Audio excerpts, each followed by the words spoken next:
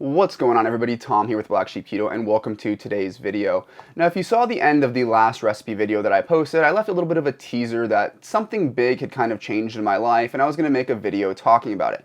And that's going to be kind of towards the end of this video. I will put a little timestamp on the screen now, but I had a few minutes while I'm kind of on break at work to go ahead and film this, taking my lunch. I'm actually about to eat one of these Kiss My Keto salted caramel bars. I actually really like these things, and I do have a discount code for them, which I never really plug, but if you guys want 10% off, it is discount code Black Sheep Keto. It'll save you 10% and get me off their hot list, because I don't really plug it that much, and I don't really make any sales, but that's okay. You guys know me. I'm not a huge into selling out, but I do like their products, and it's a good place to get basically everything I need from keto in one order. So, whatever. If you guys like it, use it. If not, don't. Anyway, to start this video, I wanted to talk a little bit about 2020 and then get into some of the things that changed towards the end of 2020 that really made me realize 2020 wasn't as bad of a year as I thought it was.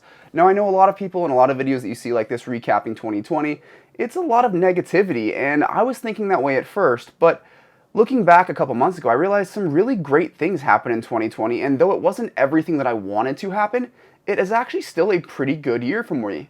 And then towards the end of 2020, something happened, and it's kind of carrying over into 2021. That has been like a lifelong dream of mine, and again, we'll cover that in a minute. So to start this off, 2020 initially, man, I was going to do so much traveling. I think we had trips planned to like 8 different countries. We had a cruise planned that obviously got canceled on us. KetoCon was canceled. We had to downsize our wedding quite a bit. We couldn't go on a honeymoon. There was just a lot of things initially that were so overwhelming that I was obviously pretty negative towards it. But then, I started to think back on it a few months ago and realized, there were still some really great things that ended up happening. So, obviously, I had that book deal and got to write a cookbook this year. Now, am I 100% happy with the way that all went down? Not necessarily. I was reached out to by a publishing company, and I can get more into this in another video, but it was more as a writer for hire type gig that they were offering me, and I wanted to do it because I thought it'd be a cool way to expand to a different audience. But little did I know how little control I would have over the project and the way things were put together. So once you're in a contract, you have to do it. I'm happy enough with the finished result, but they changed some things, including some of the recipes, some of the ingredients, and I don't know. I had issues with the nutritionist that was miscalculating things and not calculating for the right number of servings. It turned into a whole nightmare. But at the end of the day, I did get a book published this year, and that was really cool for me. And then, Olivia and I got married after 10 years of being together. So I think that was about the right time. I'm 26 years old. Seems like a good age to get married. So we ended up getting married this year, which is another huge step for me. Additionally, I think 2020 allowed me to hit this reset button where, I was spending a lot of money in 2019. And not that I was like overspending to the point where I couldn't afford things, but I kind of realized I have what I need, and the rest of my money I should just spend to, continue traveling like I absolutely love to do. I don't necessarily need all these new fancy things. I'm happy with the truck that I have. We ended up getting rid of one car, so now we're only down to one car. Got rid of a motorcycle, so now I've only got my Harley. We kind of realized what we actually need, because we spent so much time in the house. We started realizing what we actually use and what we don't. So that was kind of like a really great thing that 2020 taught me. And also, since we weren't going out to dinner as much, doing all those things, I really kind of started getting myself in a better position financially, which will come into play here in just a minute. Now, bear in mind, I don't make money off of YouTube. I could show you guys the entire business account from last year, and realistically, I made $2,000 for all the work that I put in. That's far less than even minimum wage for the hours that I spend working on these videos, recipes, all of that fun stuff. And again, part of that's because I don't sell out. With 50,000 subscribers, some people quit their jobs. I'm not willing to stuff ads down your guys' throat every 20 seconds, which I understand the irony of that after just talking about Kiss My Keto, but I was actually eating a bar, so whatever. Anyway, I actually came out with some great recipes this year as well. I think that keto bread recipe is probably one of the best things that I have ever made. It's actually the most popular video on my channel. And honestly, I believe I'm going to actually be reshooting that here in a few weeks, because I get a lot of questions from international viewers where it doesn't work quite right. And this is a learning experience for all of us, or myself. I'm not a chef, I'm a software engineer. I just cook for fun.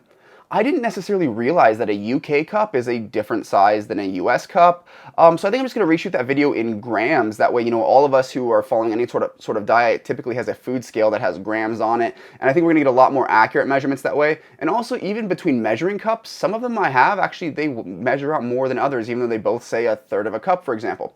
So I want to refilm that way my international audience doesn't have many issues with the recipe falling flat or things like that, because one of the big things is if there's not enough coconut flour in there, it won't stabilize right. In any case, we'll get into that in that video, but that is coming out. I would say another good thing that happened this year to me as well is I really took a moment to realize, like, I should really stop biting off more than I can chew. I mean, throughout this year, yeah, I was working more than a full-time job in the software industry. I wrote a book. I was doing some independent contracting work for a private security firm here in Vegas. Did I already say YouTube? I don't recall.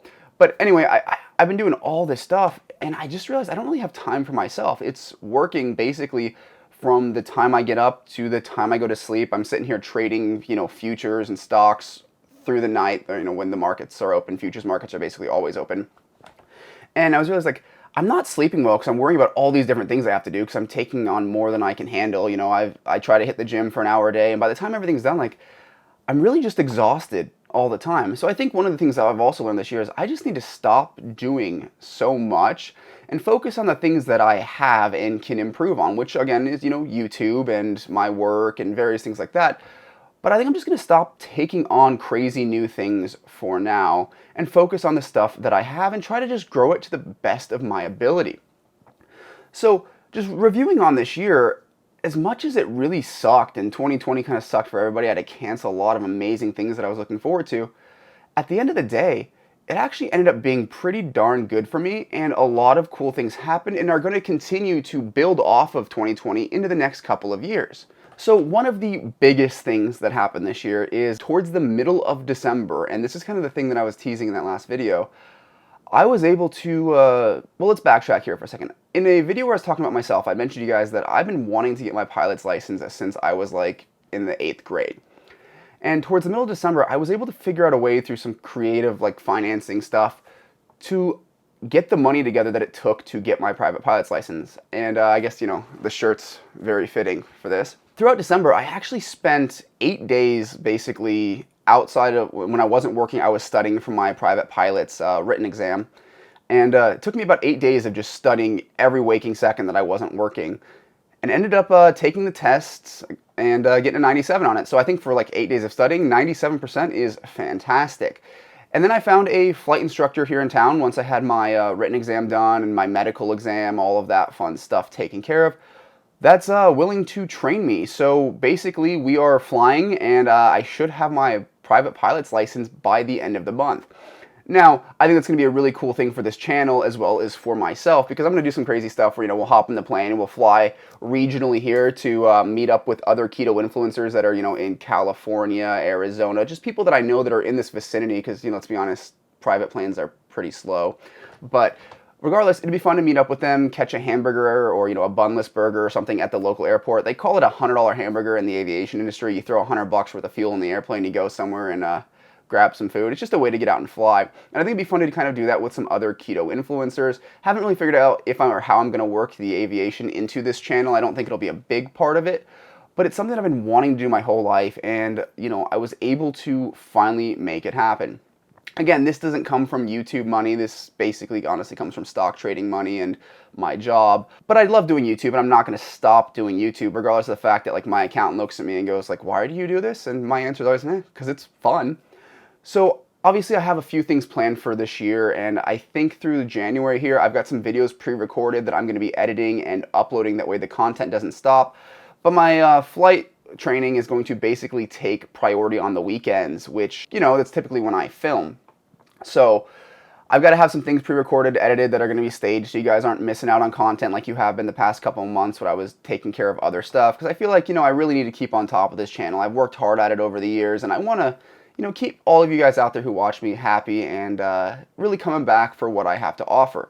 So whether or not that is the big news you were expecting me to say or not, that's what's going on with me. And into 2020, again, I want to get as many videos out as possible. I've been talking to some of my friends in the keto industry that I haven't seen in a long time because KetoCon was canceled. We're all going to try to meet up once things are a little better to travel. Just really try to bring you guys a lot of content. I've got a list right now of a bunch of different recipes that are basically ready to film. Maybe gonna do one more pass on each of them, just make sure it's what I want, get those out there. So I think this year is actually going to be great for the channel. 2020 kind of took a backseat just because I really bit off more than I could chew with a lot of things, and I really have learned my lesson on that. I can't stress myself out like that constantly. It's just not good for me, and I start neglecting the things that actually matter to me. So 2021, we are going to be back in full force. I'm going to try to get as many videos published as I possibly can, and I'll try to post on Instagram more regularly. I kind of slacked off on that as well, so this whole year YouTube was a challenge for me, just doing everything else. But into 2021, YouTube is going to be basically my primary focus. If I'm not working, I'm not going to be taking on other projects. I'm going to be working on YouTube and bring you guys the best content that I possibly can, because, you know, having been through the weight loss process and, you know, trying to build strength and do all these things, I'm not a fitness competitor. I'm not a professional athlete. And I think just hearing somebody that's just an average Joe who's done it explain what they did and what worked and what didn't, from a non-biased standpoint, is actually a really beneficial thing to this community. In any case, hope you guys are having a great 2021, had a pretty good 2020, and I will be talking to you guys much more frequently this year. So if you guys have anything you want to say to me, anything you want to talk about, leave it down in the comment section. I try to reply to those. At least when the video comes out, I'll hang by my computer for a couple hours. And anything else, like this video, hit that subscribe button, and I'll be seeing a lot more of y'all.